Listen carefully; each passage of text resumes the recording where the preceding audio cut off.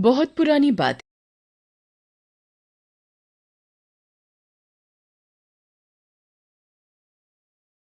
थी। वो बहुत ही सुंदर थी। इतनी सुंदर होने के बावजूद भी उसकी शादी नहीं हो पाई थी। उसकी शादी न होने की वजह से सोना के माँ बाप बेहद परेशान रहते थे। सोना के माँ बाप को जो कोई भी उपाय बताता वे सभी उपाय करते, पर तब भी सोना की शादी नहीं हो पा रही थी। एक दिन की बात है, गांव की एक औरत जिसका नाम रामकली था, वो सोना के घर आती है। सोना की माँ, अरे सोना की माँ, अरे अम्मा आप आज यहाँ कैसे? सब ठीक तो है? हाँ हाँ सब ठीक है। तू अपनी बता, सोना बिटिया की शादी की कहीं बात बनी? अरे कहाँ अम्मा, कहीं बात नहीं। तू चिंता मत कर, सोना की शादी जल्दी ही हो जाएगी और अच्छा रिश्ता भी मिलेगा। रामकली की ये बात सुनकर सोना की माँ की आंखों से आंसू निकल आते हैं। सोना की माँ, गांव के किनारे जो मंदिर है उसमें एक पुजारी जी रहते हैं। वो बहुत ही विद्वान हैं। उनके पास हर परेशानी का हल है। तू उनके पास जा, वो तुझे जरूर कोई ना कोई उपाय बताएंगे। सच्ची में अम्मा जी? फिर तो मैं पुजारी जी के पास कल ही चली जाऊंगी। और अगली सुबह सोना की माँ गांव के किनारे वाले मंदिर पहुंच जाती है और मंदिर के पुजारी जी से मिलती है। सोना की माँ पुजारी जी को बताती है कि सोना की शादी नहीं हो पा रही है और कहती है, पुजारी जी कोई उपाय बताओ। सोना की कुंडली में मांगलिक दोष है, जिसके कारण सोना की शादी में रुकावट आ रही है। दोष? कैसा दोष? दोष ऐसा है कि अगर सोना की शादी हो भी गई तो उसका पति शादी के अगले दिन ही मर जाएगा। पुजारी जी कोई तो उपाय होगा इस दोष को दूर करने का। उपाय तो है। पुजारी जी बताइए, जो भी उपाय होगा हम सब उपाय करेंगे। तो सुनो, उपाय ये है, तुम्हें पहले सोना की शादी एक पेड़ से करनी पड़ेगी। जो उसकी शादी होने में रुकावट आ रही है वो दूर हो जाएगी। और अगले दिन सोना के माँ पिताजी जंगल में एक पेड़ की तलाश में जाते हैं जिससे कि वो सोना की शादी कर सके। सोना की माँ, समझ में नहीं आ रहा, सोना की शादी किस पेड़ से करें? देखो ये पेड़ कितना बड़ा है, सोना की शादी इसी पेड़ से कर देते हैं। सोना के पिताजी पेड़ देखकर, हाँ, ये पेड़ ठीक है, इसी से सोना की शादी कर देते हैं।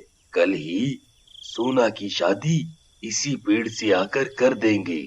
और अगले दिन सोना के माँ पिताजी सोना को दुल्हन की तरह तैयार करके पेड़ के पास ले जाते हैं। जिस पेड़ से सोना की शादी होने वाली थी, उस पेड़ पर एक भूत का निवास था। सोना और सोना के माँ पिताजी इस बात से अनजान थे कि इस पेड़ पर एक भूत रहता है।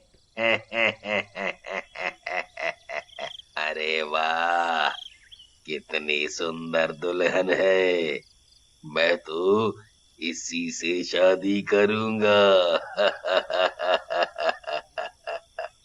सोना जिस पेड़ के साथ फेरे ले रही होती है तो भूत भी सोना के साथ साथ फेरे ले रहा होता है। तभी सोना को महसूस होता है कि कोई उसके साथ साथ फेरे ले रहा है। सोना बार बार पीछे मुड़कर देखती है पर कोई नहीं होता। फिर सोना को लगता है जैसे कोई उसकी मांग भर रहा है। सोना की मांग भूत भर रहा होता है और इस तरह सोना की शादी पेड़ से नहीं बल्कि एक भूत से हो जाती है। जो शादी की रस्म एक पति निभाता है वो रस्म सोना के साथ साथ भूत निभाता है। इस तरह सोना की शादी एक भूत से हो जाती है जिसका पता सोना और सोना के माँ पिताजी को भी नहीं चलता और भूत सोना के साथ साथ रहने लगता है। रात भी काफी हो जाती है और सोना के माँ पिताजी घर चले जाते हैं। घर पहुंचकर अब मैं ये शादी का जोड़ा और ये मंगलसूत्र उतार देती हूँ। सोना शादी का जोड़ा और मंगलसूत्र उतार कर रख देती है। तभी अचानक कमरे की लाइट अपने आप जलने और बंद होने लगती है। पर्दे जोर जोर से हिलने लगते हैं। खिड़की जोर जोर से खुलने बंद होने लगती है। ये सब देखकर सोना बहुत बुरी तरह डर जाती है। फिर अचानक सब ठीक हो जाता है। ये सब सोना का पति भूत कर रहा होता है। रात भी बहुत हो चुकी है और थकावट भी बहुत हो गई है और सोना सो जाती है। तभी आधी रात को 12 बजे सोना पानी पीने के लिए उठती है। वो देखती है कोई उसके पास सोया हुआ है। सोना बहुत बुरी तरह चीखती है, भूत भूत। क्या हुआ सोना? देखो ना माँ, वहाँ भूत है। कहाँ है भूत? यहाँ तो कोई नहीं है। सोना बेटा, आज तुम बहुत थक गई हो, तुम्हें आज आराम भी नहीं मिला है, थोड़ा आराम कर लो, ठीक हो जाओगी। और अगली सुबह सोना सोकर उठती है तो देखती है उसके गले में मंगलसूत्र डला हुआ है, उसके हाथों में लाल चूड़ियां और मांग में सिंदूर डला हुआ है। ये सब देखकर सोना हैरान हो जाती है कि ये सब कैसे हुआ, कौन कर सकता है। तभी सोना के पिताजी आवाज लगाते हैं, सोना की माँ, सोना की माँ। अरे क्या हुआ, इतना शोर क्यों मचा रहे हो? सोना की माँ, बात ही ऐसी है, तुम सुनोगी तो खुशी के मारे पागल ही हो जाओगी। अच्छा, ऐसी कौन सी बात है, बताओ तो जरा। अरे सोना के लिए बहुत बड़े घर से रिश्ता आया है और वो कल ही सोना को देखने आ रहे हैं। ये तो आपने बहुत ही अच्छी बात सुनाई, अब हमारी सोना भी दुल्हन बनेगी। अरे मुझे कल के लिए बहुत सी तैयारियां करनी है। उन सब की बातें भूत सुन रहा होता है। मैं भी देखता हूँ कौन सोना से शादी करता है। और अगले दिन लड़के वाले सोना के घर सोना को देखने के लिए आते हैं। सोना के माँ पिताजी लड़के वालों का स्वागत करते हैं। सोना की माँ सोना को लेकर आती है। सोना को देखकर लड़के की माँ कहती है, भाई मुझे तो आपकी सोना पसंद है। भूत भूत भूत। अरे रुको, आप कहाँ जा रहे हो? और वो रोने लगती है। अब मेरी सोना से शादी कौन करेगा? सोना रोने लगती है। माँ, मेरी तो किस्मत ही खराब है। रात हो जाती है और सब सोने चले जाते हैं। सोना अपने कमरे में सोने के लिए जाती है तो देखती है पलंग पर फूलों का गजरा और एक सुंदर सी साड़ी रखी हुई है।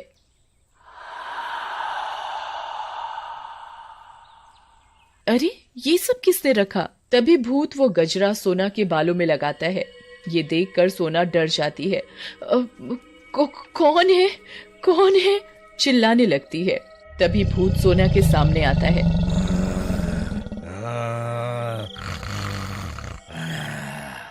सोना, डरो मत, मैं तुम्हारा पति हूँ, तुमने मुझसे शादी की है। मैंने तुमसे कोई शादी नहीं की है और तुम एक भूत हो, तुम मेरे पति नहीं हो। भूत सोना को पेड़ से शादी करने की सारी बात बताता है। सोना ये सुनकर बहुत रोती है। ये नहीं हो सकता, मेरी शादी भूत से नहीं हो सकती। और अगले दिन सोना अपनी माँ को भूत से शादी की सारी बात बताता है, पर सोना की माँ सोना की बातों पर विश्वास नहीं करती। सोना, ये सब तेरा वहम है, ऐसा कुछ नहीं है। तेरी शादी नहीं हो पा रही है ना, इसीलिए तुझे वहम लग रहा है। और अगले दिन एक और लड़का सोना को देखने आता है। जब लड़का सोना से मिलता है और शादी की बात करता है, तभी उसे सोना के साथ खड़ा भूत दिखाई देता है।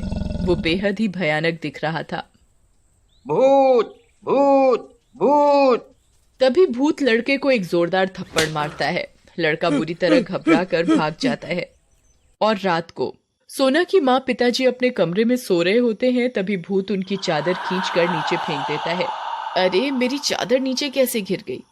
जैसे ही वो चादर उठाने के लिए नीचे झुकती है तो उसके पलंग के नीचे से एक हाथ निकलकर सोना की माँ को गिरा देता है। अरे मुझे नीचे किसने गिराया?